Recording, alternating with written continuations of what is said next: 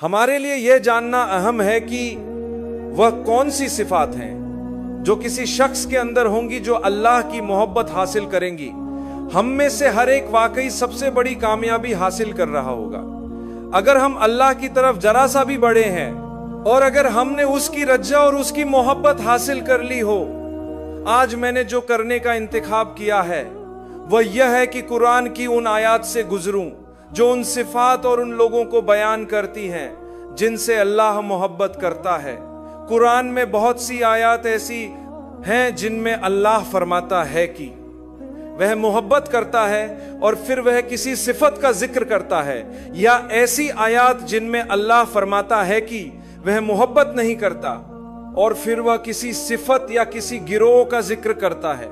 और मेरा ख्याल है कि अगर हम इन आयात से बाकायदा तरीके से गुजरे इंशाअल्लाह अल्लाह की मर्जी से, तो हम बेहतर हालत में होंगे ये समझने के लिए कि आया हम अल्लाह के करीब हो रहे हैं या अल्लाह से दूर जा रहे हैं। तो अगर हम सूरह अल बकरा आयत नंबर 222 को देखें, अल्लाह उन लोगों के बारे में बात करता है जो मुसलसल माफी मांगते हैं, वो उनसे मोहब्बत करता है, वो उनसे प्यार करता है, और उन लोगों से भी जो साफ होते हैं वह पाक होते हैं, वह बाहरी तौर पर भी और अंदरूनी तौर पर भी साफ रहना पसंद करते हैं। तो आयत यह है, गौर करें, अल्लाह फरमाता है बेशक अल्लाह मोहब्बत करता है और फिर वह दो सिफात का जिक्र करता है। अत्तवाब वह है जो मुसलसल तौबा करता है, अत्ताइब वह है जिसने एक बार तौबा की, तव्वाब वह शख्स है जो हमेशा अल्लाह से तौबा करता है। क्या तुम अल्लाह की मोहब्बत चाहते हो तो सीखो कि अल्लाह से हर दिन कई बार माफी मांगना है।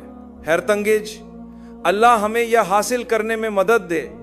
फिर वह फरमाता है अल-मुततहिरीन, वह लोग जो साफ रहना पसंद करते हैं। और जब हम सफाई की बात करते हैं तो यह सोचना गलत है कि इसका मतलब सिर्फ साबुन इस्तेमाल करना और अपना हाथ साफ करना है।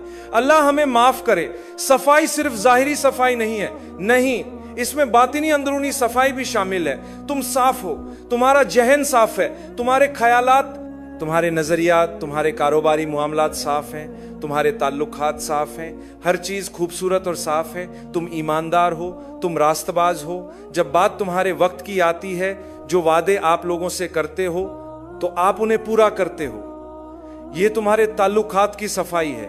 लिहाजा साफ के लफ्ज के हर पहलू में साफ रहो। इबादत के आमाल में भी सफाई को शामिल करो।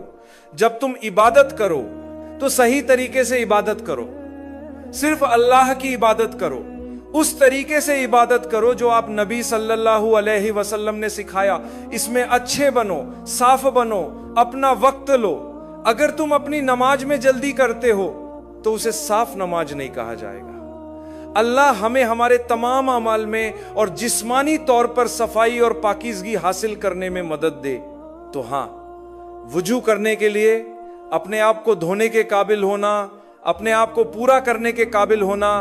आप जानते हैं कि एक मोमिन के लिए गुसूल जरूरी है। ये वो चीज है जो सफाई का सिर्फ एक खास पहलू है। आप अल्लाह की मोहब्बत हासिल करना चाहते हो तो इस सफाई को अपनी जिंदगी के तमाम दूसरे पहलुओं तक फैला दो। फिर हमारे पास सूरह आले इमरान की आयत नंबर 134 है। अल्लाह फरमाता है, और अल्लाह उन लोगों से मोहब्बत करता है जो भलाई करते हैं, जो अच्छा काम करते हैं, वो मेहरबान होते हैं। वो जो मेहरबान होते हैं, क्या तुम मेहरबान इंसान हो? अगर नहीं तो तुम बेहतर बन सकते हो, क्योंकि यही तरीका है जिससे आप अल्लाह की मोहब्बत हासिल करेंगे। क्या तुम एक अच्छी इंसान हो? क्या तुम वाकई दूसरों के साथ अच्छे हो? क्या तुम लोगों तक पहुंचते हो? अगर तुम ऐसा करते हो तो अल्लाह तुम तक पहुंचेगा। इसी तरह तुम हासिल करते हो मोहब्बत को। सूरह आले इमरान की आयत नंबर 146, अल्लाह फरमाता है, अल्लाह उन लोगों से मोहब्बत करता है जो सब्र करते हैं, वो जो बर्दाश्त करते हैं। जिसका मतलब है कि मेरी जिंदगी में ऐसी बहुत सारी चीजें होंगी जो मुश्किल होंगी, जो एक चैलेंज होंगी, जो बिल्कुल वैसी नहीं होंगी जैसा मैं चाहता था। मुझे जानने की जरूरत है वो हमेशा वैसी ही होती हैं जैसी अल्लाह चाहता है। मैं उस पर राजी हूंगा, मैं सब्र करूंगा। मुझे कंट्रोल करने वाले की मोहब्बत हासिल करनी है। वो सब कुछ कंट्रोल करता है जब मैं इस हकीकत के सामने झुक जाता हूं कि वही अल्लाह इख्तियार रखने वाला है تو میں اس کی محبت حاصل کرتا ہوں۔ تو اللہ فرماتا ہے کہ وہ ان لوگوں سے محبت کرتا ہے جو جھک جاتے ہیں، جو اس پر صبر کرتے ہیں جو میں نے ان کے لیے چنا ہے۔ کوئی وفات پا گیا، کوئی بیمار ہو جاتا ہے، تم پر کوئی مصیبت آئی، تمہارا کوئی حادثہ ہوا، کوئی آفت آئی، بس صبر کرو، اور اللہ فرماتا ہے کہ میں اس صبر کے بدلے میں تم سے محبت کروں گا۔ اللہ ہم سب کے لیے آسانی فرمائے۔ پھر اللہ پاکیزگی اور صفائی کے بارے میں دوبارہ بات کرتا ہے سورہ توبہ آیت نمبر 108 میں۔ اللہ ان لوگوں سے محبت کرتا ہے جو پاک صاف رہتے ہیں، اور در حقیقت یہ مخصوص آیت کوبا کے لوگوں کے بارے میں نازل ہوئی، اور کس طرح کوبا کے مسلمان بیت الخلا کے استعمال کرنے کے بعد پانی سے خود کو صاف کرتے تھے، اور یہ ایک ایسا عمل ہے جو ہم سب پر لازمی ہو گیا ہے۔ جہاں پانی دستیاب ہو، اگر ہم نے بیت الخلا استعمال کیا ہو تو ہمیں پانی استعمال کرنا چاہیے۔ یہ صفائی کا ایک لازمی حصہ ہے۔ اپنا وقت لو تاکہ تم ہر طرح سے ایک صاف ستھری شخصیت بن سکو۔ پھر اللہ سورہ مائدہ کی آیت نمبر 42 میں ایسی چیز کا ذکر کرتا ہے جو ہم سب کو متاثر کرتی ہے۔ جانتے ہو وہ کیا کہتا ہے؟ وہ ان سے محبت کرتا ہے جو انصاف پر ڈٹے رہتے ہیں، جو منصف ہیں، جو عدل کرنے والے ہیں، چاہے وہ تمہارے خلاف ہو، تمہارے اہل کھانے کے خلاف، تمہارے دوستوں رشتہ داروں کے خلاف دوست ہو یا دشمن، انصاف ہی ہوتا ہے۔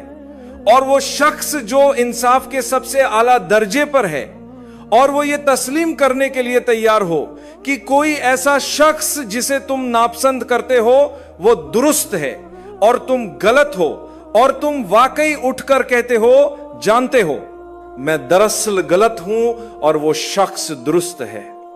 ذرا تصور کرو کہ کوئی ایسا شخص جس سے تم نفرت کرتے ہو اور جسے تم حقیر سمجھتے ہو، لیکن تم نے یہ سمجھ لیا ہے کہ اللہ مجھ سے اور تم سے انصاف کا مطالبہ کرتا ہے، اور تم اللہ کی محبت حاصل کرنا چاہتے ہو۔ اللہ فرماتا ہے تمہیں ضرور انصاف کرنا چاہیے۔ انصاف کی ضد اپوزٹ کیا ہے؟